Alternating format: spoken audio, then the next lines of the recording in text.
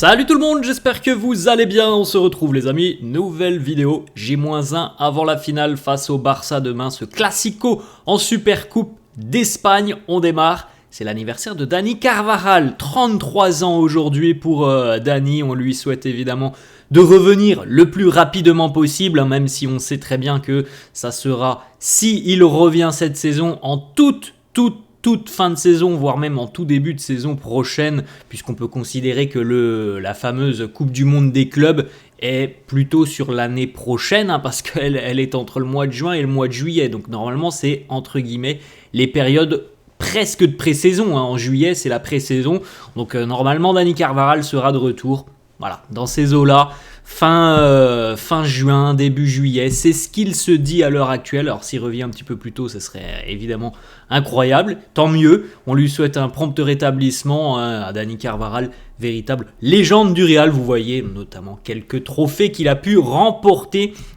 sur l'année écoulée, l'année 2024, et puis sinon il a un palmarès qui est absolument monstrueux. On regarde les amis les unes des quotidiens madrilènes, Marca avec une interview exclusive de Karim Benzema. Le Real est en Arabie Saoudite, c'était donc l'opportunité pour les médias espagnols et notamment Marca de retrouver Karim. Et il y a eu une petite interview assez sympa, on regardera quelques déclats du Nueve dans quelques instants. Mais déjà voilà, la une c'est « He dicho a Vinicius que no haga caso que es el mejor ». J'ai dit à Vinicius qu'il était le meilleur et qu'il allait finir par remporter le ballon d'or. On regardera les déclats dans quelques instants. On continue les amis avec la une du quotidien AS qui titre Lujo Asiático. Alors c'est un luxe asiatique. Alors asiatique parce que Jeddah c'est en Asie, l'Arabie Saoudite est en Asie. Lujo Asiático avec 4 des 5 joueurs les plus chers au monde qui seront demain donc sur la pelouse de la finale de cette rencontre. On a Vini, on a Lamine Yamal, on a Bellingham, on a Mbappé pour un prix total. C'est une valeur les amis, mais le prix total c'est 720 millions d'euros pour ces 4 joueurs. Par exemple, juste l'accumulation de ces 4 joueurs, ça vaut plus que toute l'équipe de l'Inter Milan, toute l'équipe de la Juve, toute l'équipe du Milan ou toute l'équipe de l'Atlético. On continue les amis, le programme de cette journée de samedi pour les merengues, veille de match. Aujourd'hui à 10h, la conférence de presse de Carlo Ancelotti qui va donc démarrer dans quelques minutes. À 15h15 cet après-midi, la conférence de presse de Fede Valverde. C'est un peu particulier parce qu'on a l'habitude souvent de voir une conférence de presse où on a l'entraîneur et tout de suite après le joueur. Bon là il y a quand même un écart de 5 heures entre les deux conférences de presse. Et 16h cet après-midi, la dernière session d'entraînement. Quelques petites informations les amis avant ce classico. Demain sera le 259e classico de l'histoire. Voilà le bilan. 105 victoires pour le Real, 101 défaites, 52 matchs nuls. Donc c'est un bilan très équilibré en ce qui concerne les classicos. Le Real est légèrement devant. On continue avec des informations sur les joueurs qui ont terminé la rencontre face à Majorque ou qui ont été remplacés avec des pépins, des petites gênes. Du côté du club, on pense que Fede Valverde et Jude Bellingham n'auront aucun problème à disputer la finale demain malgré une certaine surcharge musculaire. Alors, évidemment que les amis, là, demain c'est un match à part, c'est une finale et en plus de ça c'est une finale face au Barça. Donc je pense que s'il y a absolument aucun risque, on fera jouer Fede Valverde et Jude Bellingham. L'objectif étant certainement de mettre entre guillemets un petit peu les cadres au repos. Ça sera jeudi en Coupe du Roi. Je pense que c'est ça la logique des choses. Le match important pour le moment, c'est celui de demain. Le match de jeudi, on peut mettre un petit peu certains au repos. En plus de ça, on a la chance, par le biais du tirage au sort, que le Real joue à la maison. Donc c'est quand même un sérieux avantage. Même si c'est une équipe de Liga en face, c'est le Celta, ça sera jeudi en Coupe du Roi. Il y a quand même, je pense, plus de chances à reposer, plus de chances de reposer des joueurs jeudi que demain. On continue donc du côté de Carlo. On pense donc que Fede et Jude seront présents. Il ne devrait pas y avoir beaucoup de changements dans le 11 qui a démarré et affronté Majorque en milieu de semaine. Ça devrait considérablement être la même équipe. Donc on devrait utiliser de nouveau ce fameux 4-3-3. On continue les amis avec Luka Modric. Alors on n'en avait même pas parlé hier, mais enfin avant-hier. Mais Lucas était malade. Il a visiblement été touché par un virus lors de la journée avant d'affronter Majorque. Donc il a déclaré forfait pour cette rencontre, mais il sera disponible pour le Classico demain. D'ailleurs, il était déjà de retour à l'entraînement. Donc tout semble aller pour le mieux pour le Croate. Aurélien Tchouaméni aussi qui a été un petit peu touché après cette rencontre face à Majorque. Le quotidien La Copé qui annonce que Tchouaméni devrait lui aussi être disponible et présent pour affronter le Barça demain.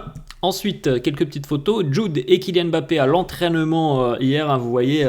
là on a un Jude qui est en t-shirt manche courte. Il fait plutôt bon du côté de l'Arabie Saoudite. C'est pas les températures que l'on peut avoir en Espagne où on voit parfois les joueurs à l'entraînement avec les cache-cous, les gants, les survêtements. Là tout le monde est en short, les températures sont assez clémentes.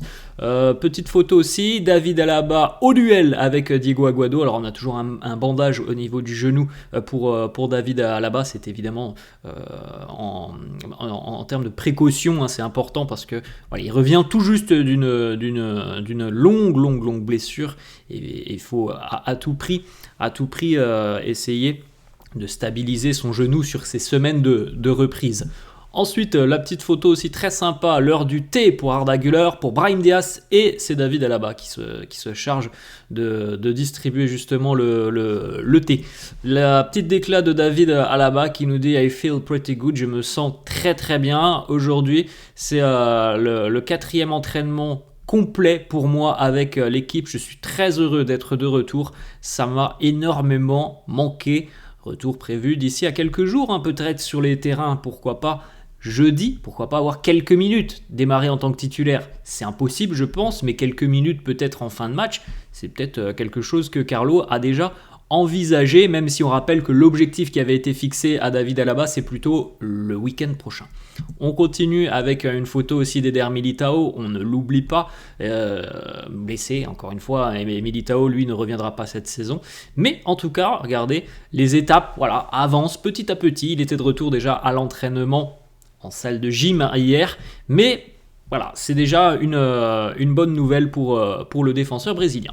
La réaction de Rudiger, on en avait parlé hier de Raúl Asensio et on avait vu justement aussi le petit échange sur les réseaux sociaux, Rudiger qui était venu laisser un petit com sous le poste de Raúl Asensio en disant « El loco, tu es fou ».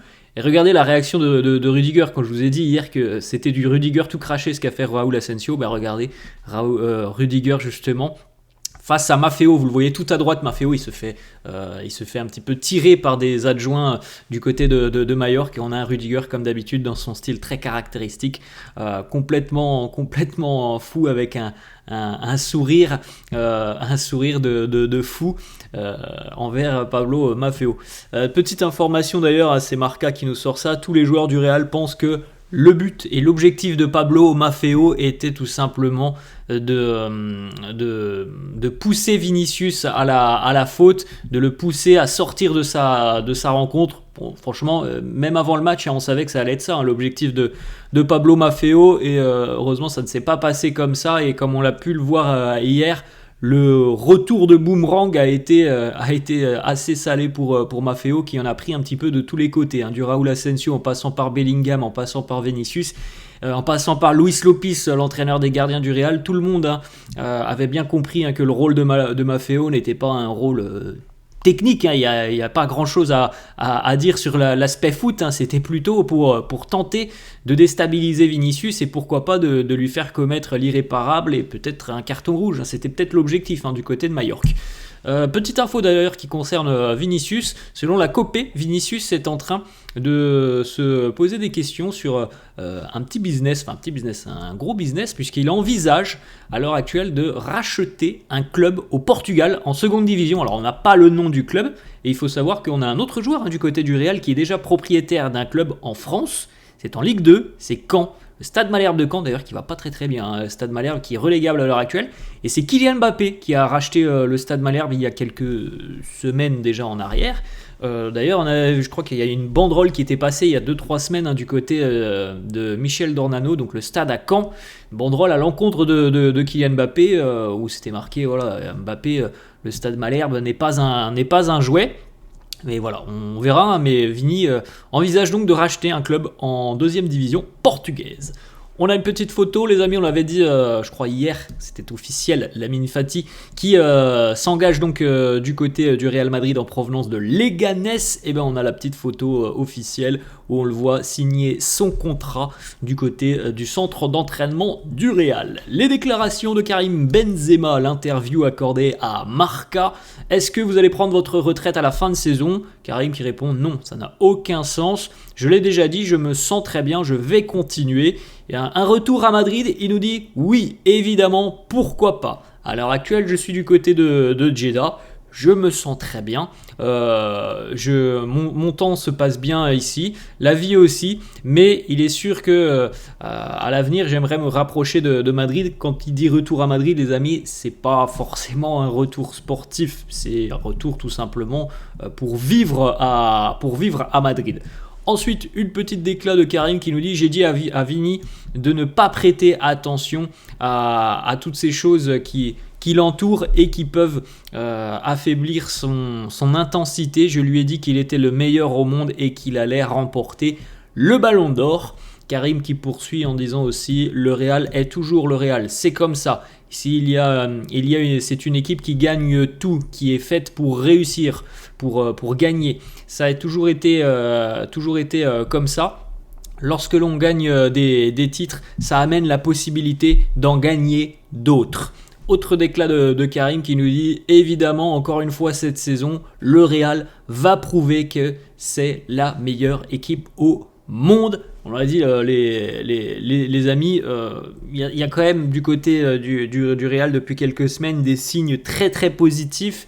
Et on est sur la partie charnière, voilà, de la saison, hein. Là, d'ici à quelques jours maintenant, on aura aussi le retour de la Ligue des Champions. Et donc, on espère d'une qualification du Real qui a deux derniers matchs sur le papier qui sont quand même très abordables. Et puis voilà, hein, c'est le Money Time aussi en Liga qui vient d'être lancé. On est dans la seconde partie de saison. On a déjà une finale demain. On a les huitièmes de Coupe du Roi jeudi. Donc voilà, les grandes échéances arrivent et les signaux positifs depuis quelques semaines sont là. Donc c'est plutôt intéressant. Voilà les amis, la fin de cette vidéo, j'espère que ça vous a plu. N'hésitez pas comme d'hab à lâcher un petit pouce bleu, merci à tous ceux qui le feront. N'hésitez pas à vous abonner à la chaîne aussi. Je vous souhaite une très bonne journée et nous on se retrouve demain pour cette journée spéciale finale de Supercoupe Classico face au Barça. Allez, ciao à tous.